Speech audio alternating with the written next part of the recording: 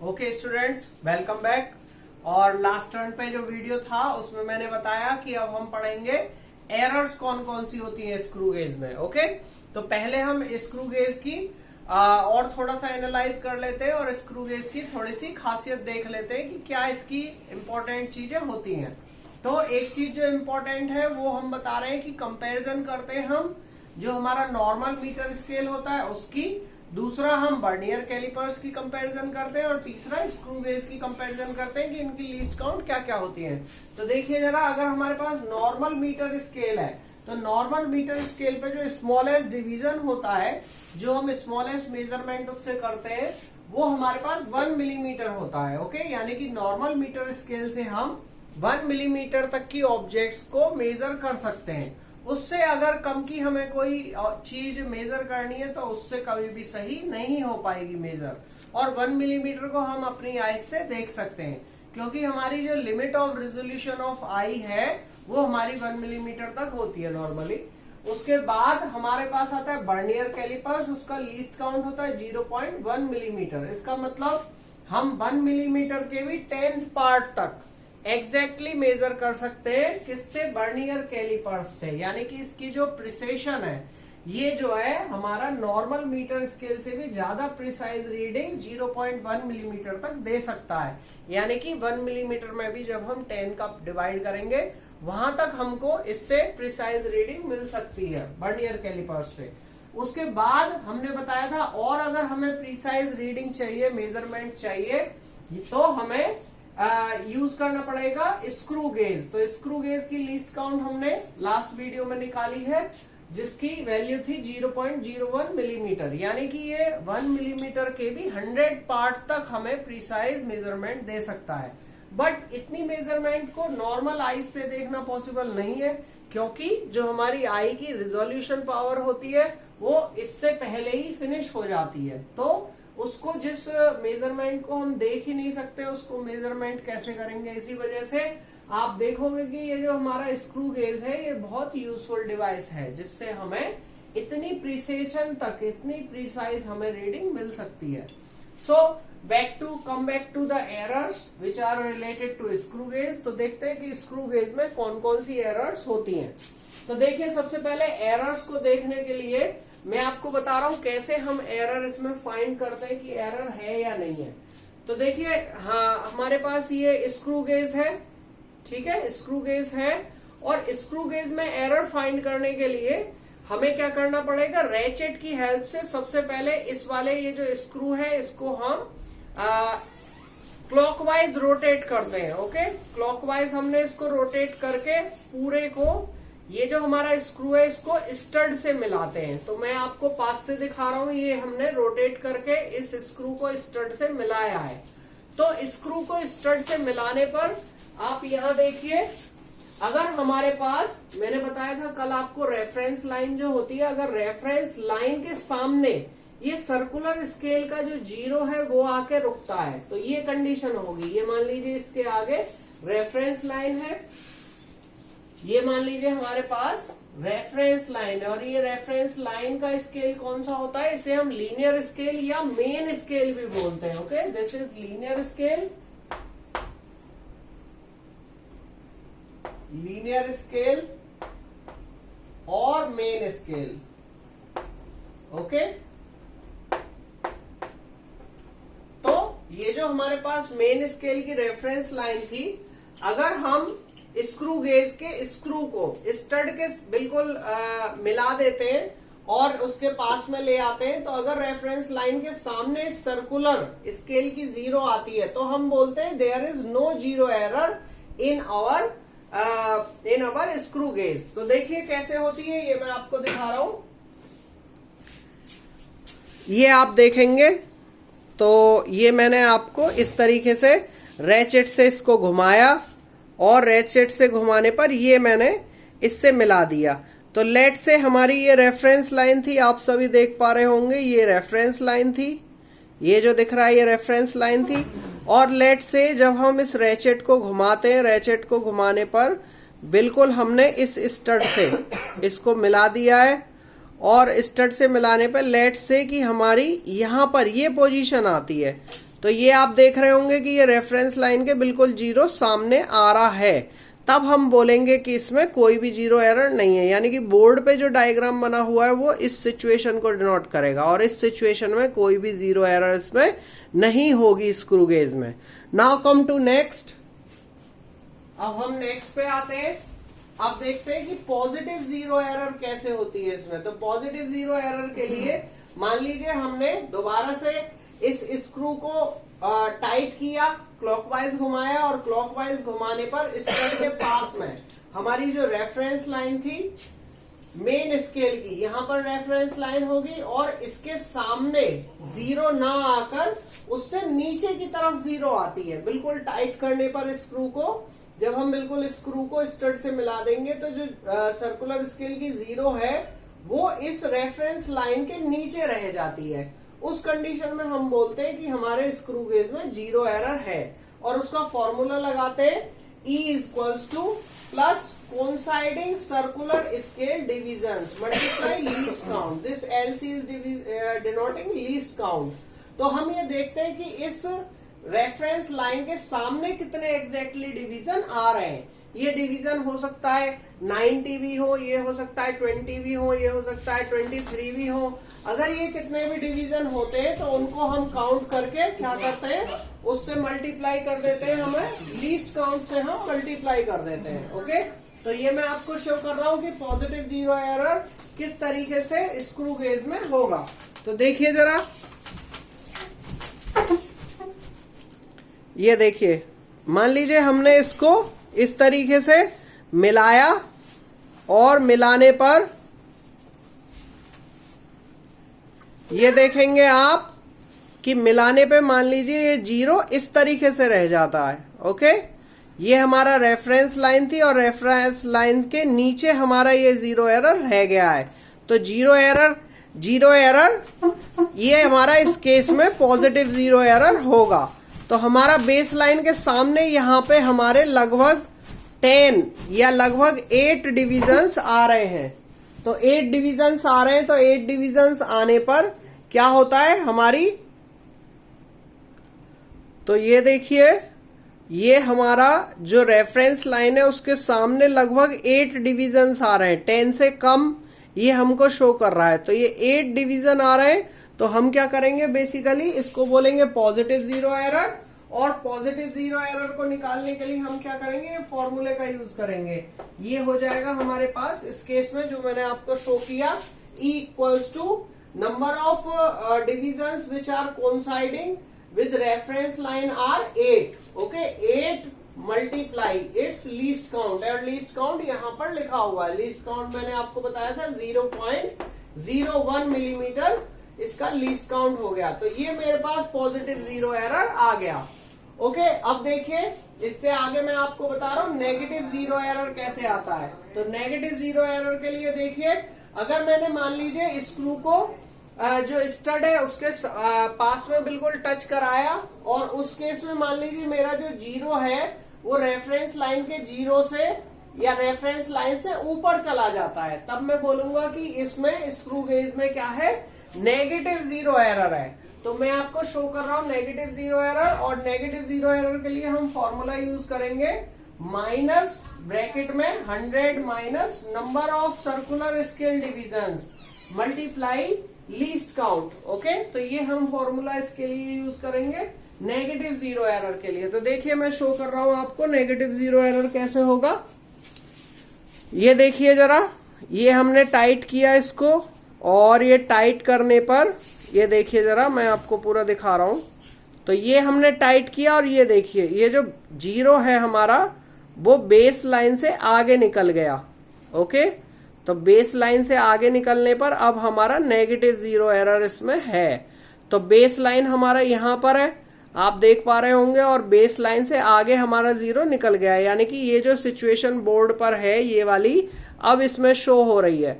और आप देखेंगे कि इसमें कितने डिविजन्स कोइंसाइड हो रहे हैं। अब हमारे कोइंसाइड हो रहे हैं, इसमें ये डिवीजन हो रहे हैं 95 डिविजन्स मेरे इस रेफरेंस लाइन के आगे आ रहे हैं। आप देख रहे होंगे ये 90 का मार्क है, 95 के आगे 95 वाला मार्क कोइंसाइड कर रहा है रेफरेंस लाइन से। तो हम फॉर्मूला लगाएंगे यहाँ पे नेगेटिव जीरो एरर के लिए फॉर्मूला लगेगा इक्वल्स टू माइनस 100 माइनस, और यहाँ पर हमारे नंबर ऑफ डिवीजन कितने कोइंसाइड कर रहे हैं 95. So formula will be use for negative error and which will be equals to minus 100 minus 95. Okay, multiply least count. Least count मैंने बताया आपको 0.01 मिलीमीटर होगा. तो इस तरीके से हमारे पास नेगेटिव जीरो एरर आएगी which will be with negative sign and it will be 100 minus 95, it will be 5 multiplied by 0.01 which will be equals to minus of 0.05 millimeter. तो ये हमारे पास आ गई नेगेटिव जीरो एरर. और इन केस अगर हमारा zero रह जाता पहले ही तो हमारे पास पॉजिटिव जीरो एरर आती. तो ये हमारे पास दो एरर थी इसमें. इसके अलावा एक एरर और होती है जिसे हम बोलते हैं बैकलेस एरर. ओके, तो बेसिकली बैकलेस एरर जो हमारी आती है इसमें तब आती है जब हमने स्क्रू गेज को इस तरीके से, हम मान लीजिए किसी ऑब्जेक्ट का फाइनल एडजस्टमेंट कर रहे हैं, किसी ऑब्जेक्ट को जिसको हम मेजर करना चाहते हैं उसके लिए फाइनल एडजस्टमेंट कर रहे हैं. और फाइनल एडजस्टमेंट के लिए अगर मान लीजिए हमने ये जो स्क्रू है रेचेट वाला, इसको पीछे की तरफ मूव कराया, तो कभी कभी ये होता है जब हम इसको कई बार बहुत बार यूज करते हैं तो बहुत बार यूज करने पर हमारे रेचेट को पीछे की तरफ रोटेट करने पे, यानी कि एंटी क्लॉकवाइज रोटेट करने पर ये जो हमारे स्क्रू है ये पीछे की तरफ मूव नहीं करते. तो उस केस में उसको बोलते हैं बैकलेस एरर. बैकलेस एरर का मतलब ये है कि हमने इस रेचेट को रोटेट कराया अपोजिट डायरेक्शन में और उसके साथ हमारा ये जो स्क्रू है वो पीछे की तरफ स्टड से दूर की तरफ नहीं गया, तो उसे हम बैकलेस एरर बोलते हैं. तो इस बैकलेस एरर को रिमूव करने के लिए हमें ये याद रखना है कि ये जो रेचेट है इसको हमें आगे ही फॉरवर्ड डायरेक्शन में ही मूव कराना है जब भी हम फाइनल एडजस्टमेंट कर रहे हैं. तो इस तरीके से हम देखते हैं कि बैकलेस एरर को क्या किया जा सकता है, रिमूव किया जा सकता है. तो ये मैंने अभी आपको बताया कि ये कौन कौन से इसमें एरर होते हैं. अब देखते हैं कि हम फाइनल कैसे हम किसी चीज को मेजर कर सकते हैं. अगर हमें इससे स्क्रू गेज से किसी चीज को मेजर करना है, let's say we have to find out the diameter of any wire, let's say we have to find out something else like diameter of a pencil, then we will use how we will use all these information that we will like to see.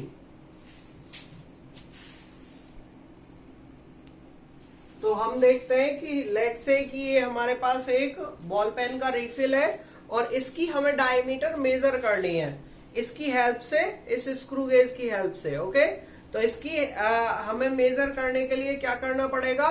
सबसे पहले step 1 में हमें क्या करना है कि इसकी least count हम निकाल लेते हैं. तो लीस्ट काउंट के लिए मैंने लास्ट वीडियो बना दिया था, उसमें लीस्ट काउंट हमने इसकी फाइंड की थी. लीस्ट काउंट से फाइंड करने के लिए हमें पहले इसकी पिच पता करनी पड़ेगी और इसकी पिच होती है 1 मिलीमीटर. वो हमने लास्ट वीडियो में बता के आपको वीडियो बना दिया है और वो डिस्क्रिप्शन बॉक्स में उसका लिंक दिया हुआ है, उसे आप देख सकते हो, उसे समझ सकते हो. तो इसका जो पिच है वो 1 मिलीमीटर है. उस पिच की हेल्प से हम इसका लीस्ट काउंट पता कर लेते हैं, लीस्ट काउंट जो कि इतना कैलकुलेट करके आया है. उसके बाद नेक्स्ट स्टेप हमारा होगा कि इन तीनों स्टेप्स को फॉलो करके हम ये देख लेते हैं कि क्या हमारा इसमें जीरो एरर है या नहीं है. अगर जीरो एरर है तो उसको निकाल लेते हैं. या तो कोई जीरो एरर नहीं होगा, ओके, या फिर हमारे पास पॉजिटिव जीरो एरर होगा, या हमारे पास नेगेटिव जीरो. पॉसिबल है कि नेगेटिव जीरो एरर हो या पॉजिटिव जीरो एरर हो. अगर वो एरर है तो उसको हम विद प्रॉपर साइन लिख लेते हैं. ओके, उसके बाद जिस भी हमें ऑब्जेक्ट की डायमीटर मेजर करनी है उसे हम इस तरीके से स्टड और स्क्रू के बीच में इस तरीके से होल्ड करते हैं. Okay, something like this. और इस रेचेट की हेल्प से हम इस स्क्रू को और इस स्टड के बिल्कुल पास में लेकर आते हैं. मेक श्योर कि ये जो रेचेट है, रेचेट इस स्क्रू को इस स्टड के बिल्कुल पास में लेकर आए और इसको टाइट रखे. ओके, ये टाइट हो गया है. अब हम बेसिकली क्या करते हैं, सबसे पहले हम ये रीडिंग लेते हैं कि इसके मेन स्केल पे कितने हमें मार्क डिवीजन दिखाई दे रहे हैं. तो हमें ये देखना पड़ेगा कि मेन स्केल पे हमें 0 दिख रहा है और 0 के आगे कितने मिलीमीटर या कितने पार्ट्स, कितने डिवीजन हमें दिख रहे हैं। तो देखिए ये मैं अभी आपको दिखाता हूँ पास से लाकर कि जब मैंने ये रिफिल को होल्ड किया तो रिफिल को होल्ड करने पर हमें इस रेफरेंस लाइन पर कितने डिवीजन दिख रहे हैं। तो देखिए जरा, ये आप देखिए, तो ये हमारे पास मेन स्केल है। ओके, मेन स्केल पर अभी मुझको दिख रहे हैं 1 और ये 2 मार्क्स मेरे को क्लियरली विजिबल हो रहे हैं। तो आप भी देख सकते हो 1 और 2 मार्क्स मेरे को क्लियरली विजिबल हो रहे हैं, मगर थर्ड वाला मार्क मेरे को नहीं दिख रहा है। तो इसकी जो रीडिंग हो जाएगी मेन स्केल रीडिंग, वो बेसिकली उसे मैं x मान लेता हूं और x की वैल्यू हो जाएगी main scale reading 2। Okay, 2 millimetre ये मेरे पास हो जाएगी। तो इसे मैं लिख लेता हूं x equals to 2 millimetre. Okay, क्योंकि मेरे को 2 डिवीजन बिल्कुल क्लियरली इस पर विजिबल हो रहे हैं। तो ये मेरे पास मेन स्केल की रीडिंग आ गई। अब मैं ये देखता हूं कि बेस लाइन के सामने, जो बेस लाइन है उसके सामने इस सर्कुलर स्केल के कितने डिवीजन एग्जैक्टली कोइंसाइड कर रहे हैं। उन नंबर ऑफ डिविजन्स को मैं लीस्ट काउंट के साथ मल्टीप्लाई करूंगा और वो जो टोटल वैल्यू आएगी उसको मैं लेट से y बोल देता हूं। तो देखते हैं कि इसके सामने, हमारे रेफरेंस लाइन के सामने कितने सर्कुलर स्केल डिविजन्स कोइंसाइड हो रहे हैं। तो देखिए, ये जब आप देखेंगे तो ये देखिए आप, इसके सामने हमारे पास ये बेस लाइन है और बेस लाइन के सामने ये हमारा 80 वाला मार्क शो हो रहा है और 80 के आगे ये 85। ओके, बेस लाइन के सामने बिल्कुल 85 वाला मार्क मेरे को शो हो रहा है। तो कितने नंबर ऑफ डिवीजन कोइंसाइड कर रहे हैं बेस लाइन के सामने? 85। ओके, तो मेरे पास ये वैल्यू हो जाएगी y की, y इक्वल्स टू हो जाएगा 85। These are the number of division of circular scale which are coinciding with baseline। In number of divisions को मैं मल्टीप्लाई करूंगा इसकी लीस्ट काउंट से। तो लीस्ट काउंट हमारे पास 0.01 मिलीमीटर था। जब मैं इसको मल्टीप्लाई करूंगा तो ये क्वांटिटी आएगी मेरे पास 0.85। ओके, ये क्वांटिटी आएगी मेरे पास in millimetre. Now final reading क्या होगी इसकी? फाइनल रीडिंग में मैं x और y को ऐड कर दूंगा और ये जो मेरे पास फाइनल रीडिंग आएगी इसे मैं बोलूंगा this is 1 observe diameter of this refill. Okay, so this will be diameter, let's say I say it is d1, this is observe diameter, it will be x plus y। Okay, and it will be x value is 2 plus 0.85, then it will come out to be 2.85 millimeter। okay, then this is one reading of diameter। ये मेरे पास एक reading diameter की इसकी आई है। अब हम क्या करते हैं, जो हमारे पास 0 एरर था इसमें पॉजिटिव 0 एरर होगा या नेगेटिव 0 एरर होगा। इस डायमीटर की एक्चुअल डायमीटर निकालने के लिए दिस इज ऑब्जर्व डायमीटर। इससे एक्चुअल डायमीटर निकालने के लिए मेरे पास ये जो पॉजिटिव 0 एरर हो या नेगेटिव 0 एरर हो, इसे मैं माइनस साइन के साथ, अगर पॉजिटिव है तो minus this observe diameter minus positive 0 error value. Okay, और अगर मेरे पास नेगेटिव 0 एरर वैल्यू है तो observe diameter minus negative error. Okay, तो नेगेटिव एरर क्योंकि यहाँ पे ऑलरेडी माइनस लगा हुआ है तो वो इस ऑब्जर्व डायमीटर में ऐड हो जाती है, जबकि ये पॉजिटिव 0 एरर जो होगा ऑब्जर्व डायमीटर में माइनस होगी, क्योंकि इसके साथ माइनस साइन लगाएंगे, इसके साथ पॉजिटिव साइन आ जाएगा क्योंकि माइनस माइनस प्लस होता है। तो इस तरीके से हमारे पास एक ऑब्जर्व डायमीटर इस रीफिल का आ जाएगा। अब हम क्या करते हैं, जब हम एक बार एक रीडिंग ले लेते हैं, अब हम इसी रीफिल को इसी पोजीशन से क्या करते हैं, इसको 90 डिग्री पर रोटेट कर देते हैं। अभी मैंने इसको ऐसे रखा हुआ है, अब मैं इस रीफिल को इसी पोजीशन पर 90 डिग्री पर रोटेट कर देता हूँ। ओके, रोटेट करने पर फिर से मैं रेचेट की हेल्प से इस स्क्रू को टाइट करूंगा और स्क्रू को टाइट करने पर दोबारा से मैंने जिस मेथड से ये x और y की वैल्यू को कैलकुलेट किया है उसी सेम मेथड से मैं एक और रीडिंग लूंगा, उसे मैं D2 बोलूंगा और D2 में x और y की कुछ वैल्यू निकाल के दोबारा से मैं ऑब्जर्व डायमीटर निकालता हूं।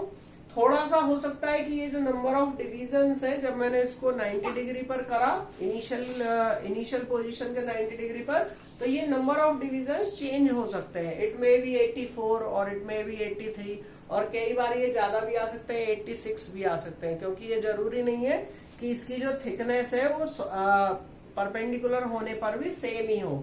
तो जब इनमें चेंज आएगा तो नई रीडिंग ऐसे आ सकती है 2.84 मिलीमीटर, या ये आ सकती है 2.86 मिलीमीटर। फिर से हम इसी स्टेप को फॉलो करके जो जीरो एरर होगा उसे एडजस्ट करेंगे और एक्चुअल डायमीटर निकाल लेंगे। इस तरीके से मेरे पास 2 रीडिंग आ गई। फिर हम क्या करते हैं, इसको लूज करते हैं और फिर इस रिफिल को थोड़ा सा आगे नेक्स्ट पोजीशन पर हम होल्ड करते हैं। ओके, फिर से एक रीडिंग लेंगे, फिर नेक्स्ट पोजीशन पे फिर 90 डिग्री पर इसको रोटेट कर देते हैं। ऐसे हमारे पास 4 रीडिंग्स आ जाएंगी। उसके बाद फिर से इसको आगे मूव कराते हैं और फिर से यही स्टेप फॉलो करके हम अप्रोक्सीमेट 6 टाइम इसकी डायमीटर को मेजर कर लेते हैं। 6 टाइम डायमीटर को मेजर करने के बाद ये जो एरर थी इसको हमने एडजस्ट कर लिया। फिर जो हमारे पास 6 जो रीडिंग आई है उनसे हम एवरेज निकाल लेते हैं। तो इस तरीके से एवरेज निकालने के बाद फाइनली मेरे को इस रिफिल का डायमीटर मिलेगा। तो this is how we calculate और take measurement of any object with the help of this screw gauge. मुझे लगता है कि आपको बिल्कुल अच्छे से ये समझ में आ गया होगा कि स्क्रू गेज क्या कॉन्सेप्ट होता है, क्यों स्क्रू गेज को यूज करते हैं और क्यों हम इसको प्रीफर करते हैं। बेसिकली इसको प्रीफर किया जाता है ज्यादा प्रिसाइज रीडिंग लेने के लिए, ज्यादा प्रिसाइज मेजरमेंट लेने के लिए, जो हमारी आईज भी नहीं देख सकती। तो होप सो कि स्टूडेंट्स आपको ये समझ में आया होगा। इससे इसको और समझने के लिए आपको प्रीवियस वीडियो देखना पड़ेगा, जिसका हमने लिंक डिस्क्रिप्शन बॉक्स में दिया हुआ है। तो अभी के लिए इतना ही। Thank you so much and